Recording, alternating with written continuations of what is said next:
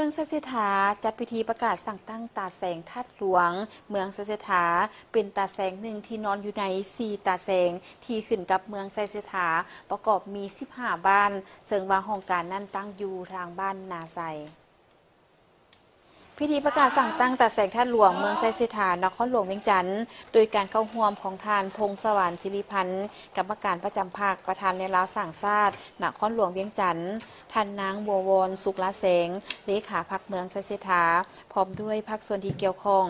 ในพิธีท่านกุมภาวาจำปาสุขประธานคณะกรรมการปกครองเมืองไซเสถาได้ขึ้นรายงานการก้าเกียมเปิดตาแสงธาตุหลวงว่าตาแสงธาตุหลวงเป็นตาแสงหนึ่งที่ขึ้นกับเมืองไซเสถาประกอบมี15บ้านคือบ้านพุนเข็งหนองสังทอพลสะอาดเวียงเจริญธาตุหลวงเหนือธาตุหลวงกลางธาตุหลวงใต้ศรีสังวรสะพังหม้อนาไซพลไซพลทันบ้านฝายบ้านฮองแกและบ้านหนองบอนตาแสงธาตุหลวงมีเนื้อที่9กิโลตารเมตรมีพลเมือง 28,800 กว่าคนหญิง 15,000 กว่าคนมี5,400 ครอบครัวมี 6,800 กว่าหลังคาเรือน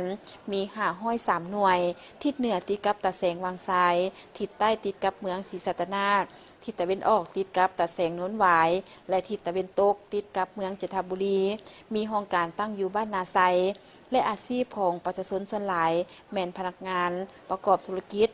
การค้าขายการบริการมีสถานที่ท่องเที่ยวทางประวัติศาสตร์ที่สำคัญเป็นต้นแม่นพระธาตุหลวงเวียงจันทร์วัดวาอาหามพร้อมนี้ยังมีเขตเศรษฐกิจพิเศษปึงธาตุหลวงมีตลาดศูนย์การค้าหลายแห่งมีเส้นทางคมนาคมไปมาสะดวกมีคลองน้ำเวียงจันทร์ไหลผ่านทั้งหมดนี้เป็นสิ่งอำนวยความสะดวกให้แก่การเสริมโยงการขนส่งสินค้า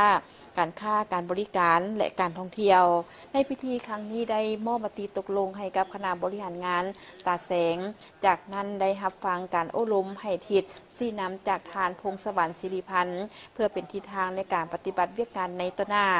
และตอนท้ายพิธีการนำนครหลวงเมืองและภูเขาห่วมได้ห่วมเปิดป้ายพร้อมทางลั่นคอง9 บาทเพื่อเป็นสิริมงคลในงานและเยี่ยมชมสถานที่เฮ็ดเวียกของตาแสงธาตุหลวงอีกด้วยและการสร้างตั้งตาแสงธาตุหลวงครั้งนี้เป็นการจัดตั้งปฏิบัติตามระเบียบการทั้งเป็นการยกระดับการบริหารรัฐให้ใกล้ชิดกับประชาชนเพิ่มประสิทธิภาพในการพัฒนาเศรษฐกิจสังคมให้ก้าวไปสู่ความทันสมัยและยืนยง